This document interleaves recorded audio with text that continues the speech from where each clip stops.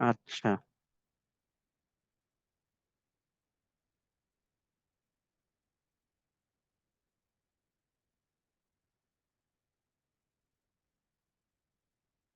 তাহলে আমরা এখন পড়ব। পড়ার আগে আমরা একটা জিনিস মাথায় রাখি, সবাই মনোযোগ সহকারে শ্রবণ করো। আমরা দরসে রাবে বা লিসন 4-এ যা শিখছি নতুন ভাবে, সেটা হলো আলিফ লাম সংযোজন করা। লেসন 3-এর শেষে আমরা শিখছি হুরুফে শামসিয়া, হুরুফে কমারিয়া। হুরুফে শামসিয়া যে সমস্ত শব্দের শুরুতে থাকে, সেগুলোর শুরুতে যদি আলিফ লাম যুক্ত হয়, তাহলে লামটি উচ্চারণ হয়। আর হুরুফে কমারিয়া সেগুলোর শুরুতে যদি সেই ওই শব্দগুলো যদি কোনো শব্দের শুরুতে থাকে এবং শুরুতে যদি আলিফ লাম যুক্ত হয়, তাহলে তখন লামটি উচ্চারণ হয় না। ওস্তাদ, আপনি উল্টাটা বলেছেন, হুরুফে কমারিয়াতে উচ্চারণ হয় আর হুরুফে শামসিয়াতে হয় না। আচ্ছা আচ্ছা, তাহলে বিপরীতটা উল্টা হয়ে গেছে আর কি বলতে। তো হুরুফে কমারিয়াটা উচ্চারণ হয় আর হুরুফে শামসিয়াটা উচ্চারণ হয় না। আমরা ওখানে আলিফ লামের ব্যবহারটা জেনে আসছি। এখন আলিফ লামটা কিসের অর্থ দেয়? আলিফ লামটা নির্দিষ্টকরণের অর্থ দেয়, যেটা আমরা লিসন 4-এর শুরুতে শেখা শুরু করছি। যে যদি কোনো শব্দের শুরুতে আলিফ লাম আসে, তাহলে ওই শব্দের অর্থকে নির্দিষ্ট করে দেয়। লিসন 4-এ এটা হচ্ছে প্রথম শিখা। দ্বিতীয় নম্বর যেটা শিখেছি সেটা হচ্ছে ফি আর আলা। এই দুইটা শব্দ যখন, এই দুইটা হরফ বা শব্দ যদি কোনো অন্য কোনো শব্দের শুরুতে আসে, তো ওই শব্দের শেষে জের দেয়। ওই শব্দের শেষে জের দেয়। তাহলে যখন কোনো একটা শব্দ স্বাভাবিক অবস্থায় থাকবে, তার আগে অন্য কোনো শব্দ বা কোনো কিছু থাকবে না, তখন সেটা পেশ দিয়ে পড়তে হবে ওই শব্দের শেষে। আর যদি ওই শব্দের কোনো শব্দের শুরুতে ফি অথবা আলা আসে, তাহলে ওই শব্দের শেষে জের দিয়ে পড়তে হবে। যেমন আল মাদ্রাসাতু, ফিল মাদ্রাসাতি, এগুলো আমরা পড়েছি। লিসন 4-এ এই সমস্ত বিষয় আমরা পড়েছি। তো এখন এই লিসন 4-এর কিছু দূর পড়ে ফেলেছি। এখানে এসে কিছু বাক্য আমাদের সামনে দেওয়া হয়েছে। এই বাক্যগুলো আমরা পড়ব এবং লিখব। পড়ব এবং লিখব। আচ্ছা, কেউ কোনো কথা বলবে না, শুধু একটু হাত উঠাও তো, যে কারা কারা গতকালের হোমওয়ার্ক যেটা দেওয়া ছিল, ও প্রশ্নগুলোর উত্তর খাতায় লেখার জন্য কারা কারা লিখেছো? লিখেছো কারা কারা? একজন, দুইজন, ওস্তাদ, তিনজন, আমি বইয়ে লিখেছি। চারজন। বইয়ে তো লেখা নিষেধ, বই লেখলে তো হবে না। আচ্ছা, পাঁচজন। আর কেউ লেখো নাই? ওস্তাদ, আমি সারাদিন আজকে বাইরে ছিলাম, তো সেই জন্য লিখতে পারিনি, আমার একটা খেলা ছিল। আচ্ছা, ঠিক আছে। তো তোমরা যারা হোমওয়ার্ক করো নাই, তারা হোমওয়ার্ক ঠিক মতো করবে। আজকের এই হোমওয়ার্কটা করবে অন্তত, ঠিক আছে? আজকে এই যে এটা, যে রিড অ্যান্ড রাইট, লেখো, পড়ো এবং লিখো, আজকের এই হোমওয়ার্কটা আমরা অবশ্যই করব, ঠিক আছে ইনশাআল্লাহ। এখন আমার সাথে সাথে পড়ো সবাই।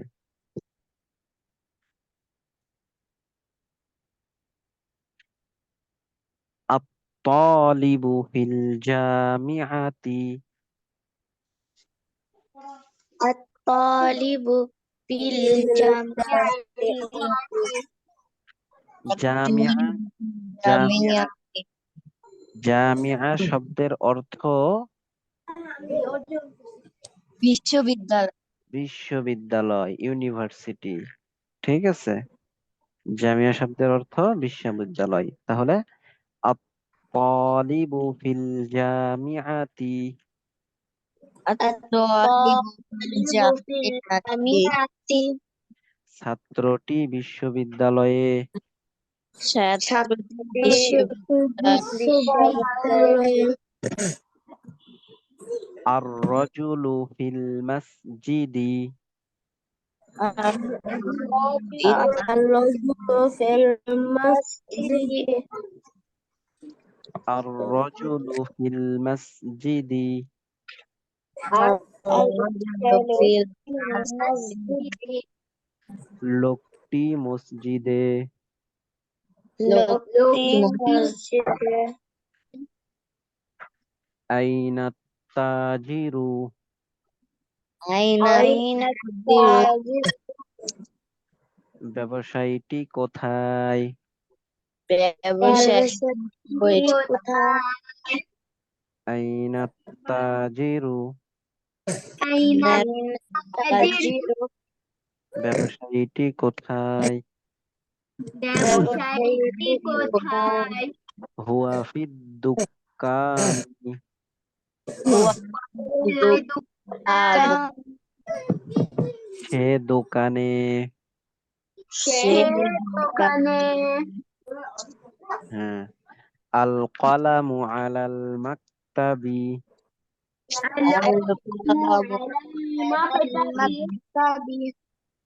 আল কলামু আলাল মাকতাবি,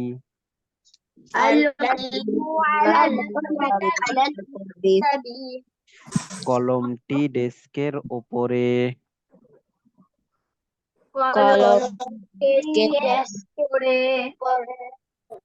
আইনা জাইনাবু,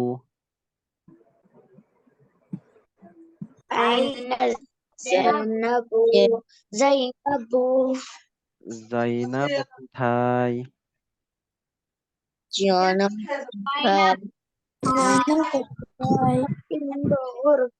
হিয়া ফিল গুরফাতি, সে কামরায়। হ্যাঁ, আইনাল ওয়ারাকু,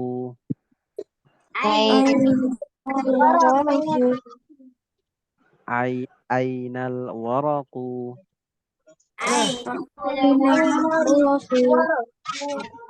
পৃষ্ঠাটি কোথায়? পৃষ্ঠাটি কোথায়?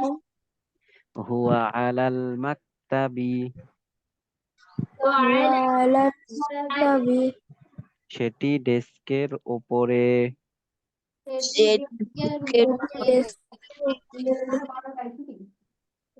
আইনাল মুদাররিসু,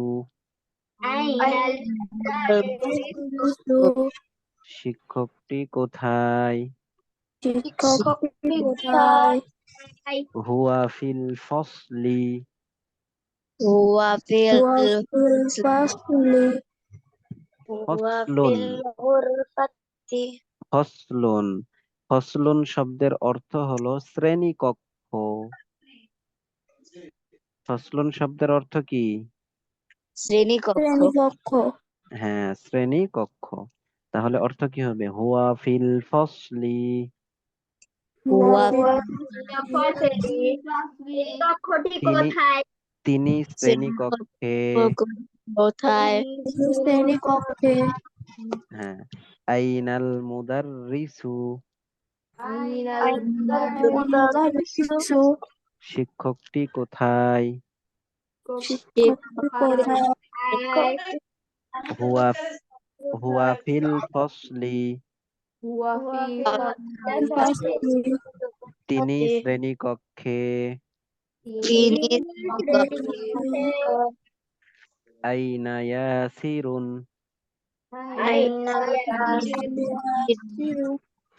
ইয়াসির কোথায়? হুয়া ফিল মিরহাজি।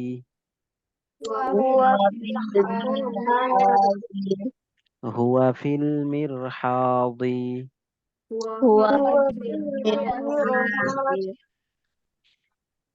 সে বাথরুমে।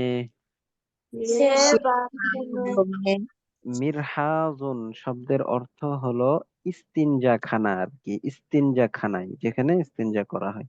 তো এখন বাথরুমেই তো সব করা হয়, এই জন্য বাথরুমও বলা যাইতে পারে। ঠিক আছে। অথবা বাথরুম, হাম্মাম, হ্যাঁ, হাম্মাম অর্থ গোসলখানা। আর মিরহাজুন শব্দের অর্থ হলো ইস্তিনজাখানা। আর এখন বর্তমানে বাথরুমেই তো গোসলও করা হয়, ইস্তিনজাও করা হয়, সেখানে আলাদা আলাদা থাকে। তো ওই জন্য মিরহাজ শব্দের অর্থ কি বলা যায়, বাথরুমও বলা যায়, ইস্তিনজাখানাও বলা যায়। আর হাম্মামের অর্থ ওই গোসলখানাও বলা যায়, বাথরুমও বলা যায়, আবার ওটার মূল অর্থ হলো গোসলখানা। বুঝে আসছে? জি ওস্তাদ।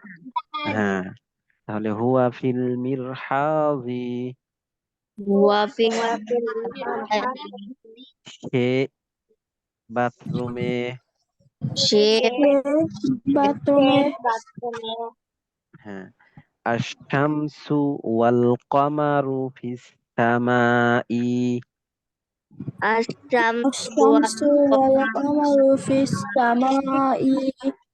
আশ-শামসু ওয়াল কমারু ফিস সামাই। الشمس والقمر في السماء. সূর্য এবং চন্দ্র আসমানে। সূর্য এবং চন্দ্র আসমানে।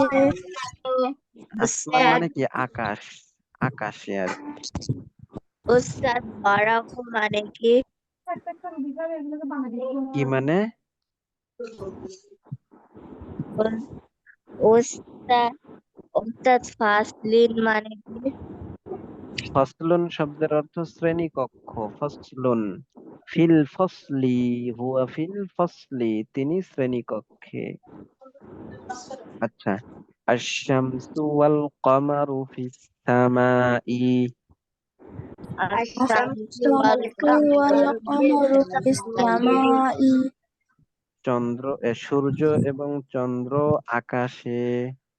সূর্য এবং চন্দ্র আকাশে।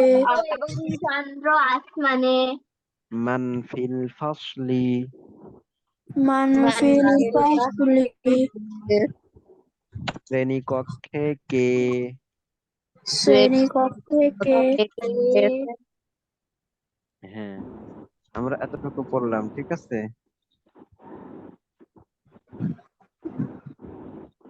জি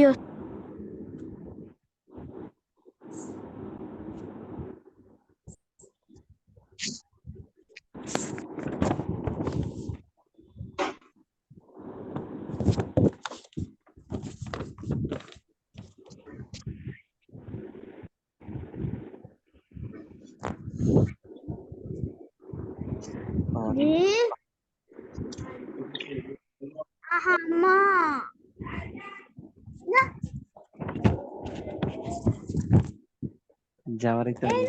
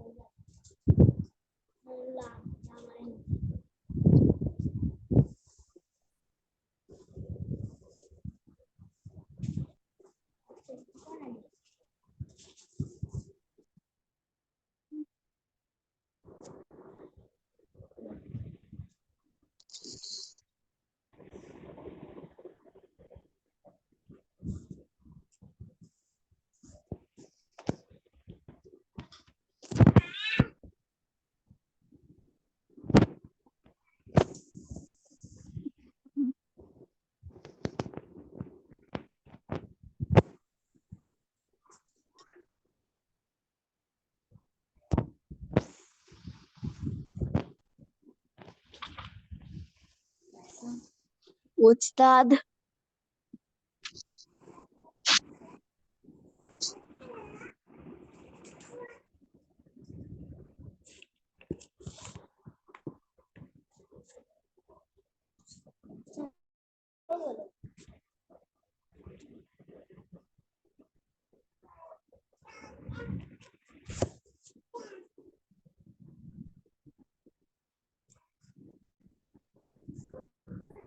হ্যাঁ, হ্যালো, হ্যাঁ। আমার এখানে ল্যাপটপ কেন জানি কোনো কাজ করতেছে না, কোনো কাজ করতেছে না, হঠাৎ করে বুঝে আসতেছে না, কোথাও কোনো কাজ করতেছে না। আচ্ছা, তোমাদের কাছে বই আছে না? বই বের করো। এই কথা শুনতে পারতেছো না সবাই? জি ওস্তাদ। উস্তাদ হ্যাঁ, হ্যাঁ। তাহলে তোমরা 31 নম্বর পেজ বের করো। জি এরপরে ওস্তাদ। হ্যাঁ, এখন এখানে একটু চিন্তা ফিকির করো। Consider the following. এই যে নিম্নের যে শব্দগুলো আছে, এই শব্দগুলোর মধ্যে একটু তোমরা চিন্তা ফিকির করো তো, দেখো তো কি বুঝো এখান থেকে।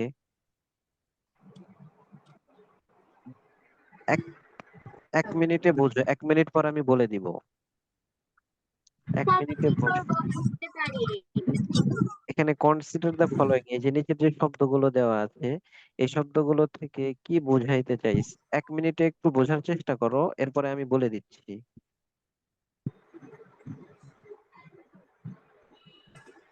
ওস্তাদ, হ্যাঁ, আমি মনে হয় বুঝতে পেরেছি। এখানে কি এক পাশে মেয়েদের নাম ও এক পাশে ছেলেদের নাম বোঝানো হয়, এক পাশে মেয়েদের এবং এক পাশে ছেলেদের নাম দেওয়া হয়েছে। ওস্তাদ লিঙ্গ বলা হয়েছে মনে হয়। এক পাশে মেয়েদের ও এক পাশে ছেলেদের। আচ্ছা মিউট হও, আমি বলতেছি। আচ্ছা, এখন শোনো।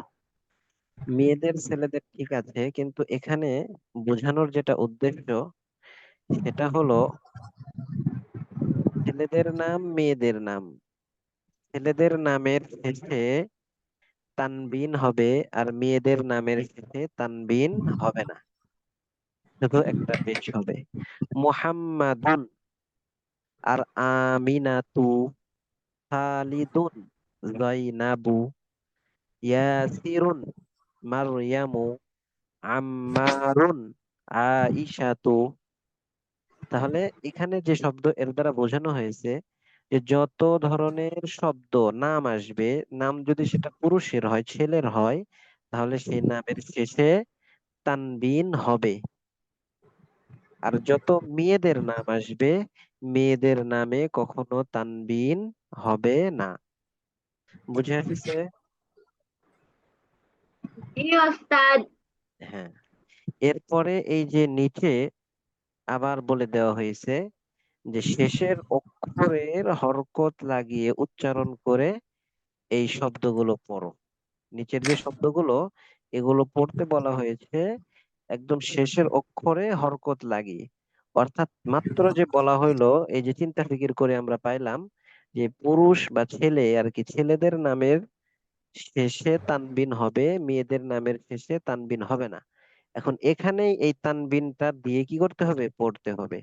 যেমন হামিদুন, জাইনাবু, আমিনাতু, আম্মারুন, সাঈদুন, ফাতিমাতু, মারয়ামু, আলিয়ুন, খালিদুন, আব্বাসুন, আইশাতু, মুহাম্মাদুন, সফিয়াতু, খাদিজাতু। এই বুঝে আসছে তাহলে এটা? ওস্তাদ, জি ওস্তাদ ওস্তাদ, হ্যাঁ, একজন মেয়ের নামের পাশে সব সময় গোলতা হয় না? সবসময় গোলতা হয় না মেয়ে নামের পাশে। যেমন এখানেই দেখো জাইনাবু, সেখানে কি গোলতা হয়েছে? না ওস্তাদ। গোলতা হয় নাই। মেয়ে নামের শেষে গোলতা হয় না। তবে এটা জেনে রাখো, যে যেগুলো শব্দের শেষে গোলতা হয় ওই শব্দগুলো আরবিতে স্ত্রীলিঙ্গ হিসেবে পরিচিত, মানে ওগুলো স্ত্রীলিঙ্গ হিসেবে ব্যবহার হয়। ওগুলোর সাথে, যেমন ইংলিশে পুরুষের ক্ষেত্রে হি এবং মহিলার ক্ষেত্রে শি ব্যবহার করা হয়, ঠিক আরবিতে ওই ধরনের শব্দ যেগুলোর শেষে তা আছে সেগুলোর সাথে ব্যবহার করা হয় হিয়া অথবা হা। আর যেগুলোর শেষে তা নেই হলেই হবে না, যেমন জাইনাবু মেয়ের নাম, শুধু তা নেই, যেগুলো পুরুষ শব্দ আর কি, পুরুষ লিঙ্গ, সেগুলোর শুরুতে হয় হুয়া অথবা হু, এই ধরনের ব্যবহার হয়ে থাকে। ঠিক আছে, বুঝে আসছে? জি ওস্তাদ। হ্যাঁ, তাহলে এইরকম ভাবে এই 30 নম্বর পেজের ওইটা পড়বে এবং 31 নম্বর পেজের এইটা পরিপূর্ণরূপে তোমরা এই পেজ ওস্তাদ দিয়ে এবং শুধু তানবিন দিয়ে পড়ে আসবে। ওস্তাদ হ্যাঁ বলো। ওস্তাদ ক্লাস কখন শেষ হবে? এখনই শেষ হয়ে যাবে, আর পড়াবো না, এতটুকুই। তো ওস্তাদ তোমাদের 30 নম্বর পৃষ্ঠাটা এইচপি করা লাগবে না? জি 30 নম্বর পৃষ্ঠার নিচের গুলো এইচপি করা লাগবে না? হ্যাঁ হ্যাঁ লাগবে, এগুলো স্পেল, এগুলো পড়তে হবে, মুখস্থ বলতে হবে। ঠিক আছে, 30 নম্বর পেজ পুরোটা, এবং এই যে 30 নম্বর পেজের এই যে শেষের এগুলো পড়তেও হবে, লিখতেও হবে। আর 31 নম্বর পেজের এই পুরোটা, এগুলো তোমরা তানবিন এবং তানবিন ছাড়া এটা খুব সুন্দর করে বুঝে বুঝে পড়ে আসবে। ঠিক আছে? আচ্ছা ওস্তাদ। ওস্তাদ ঠিক আছে, তাহলে আজকের পড়া এই পর্যন্তই। সব রেকর্ড হয়েছে, ইনশাআল্লাহ রেকর্ড থেকে তোমরা ভালোভাবে বুঝতে পারবে আশা করি। ঠিক আছে, সবাই লিভ নিয়ে নাও। আল্লাহ হাফেজ ওস্তাদ, আসসালামু আলাইকুম। ওস্তাদ জি 31 নম্বর পেজটা কি মেমোরাইজ করব? হ্যাঁ হ্যাঁ, মেমোরাইজ করতে পারো। মেমোরাইজ না করলেও ওইটা শুধু শব্দের শেষে কি হইলো এই জিনিসটা একটু ভালো করে বুঝে বুঝে পড়বে। ঠিক আছে, সবাই লিভ নিয়ে নাও। আসসালামু আলাইকুম।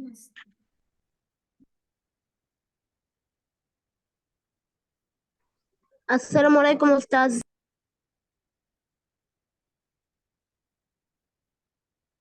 আসসালামু আলাইকুম।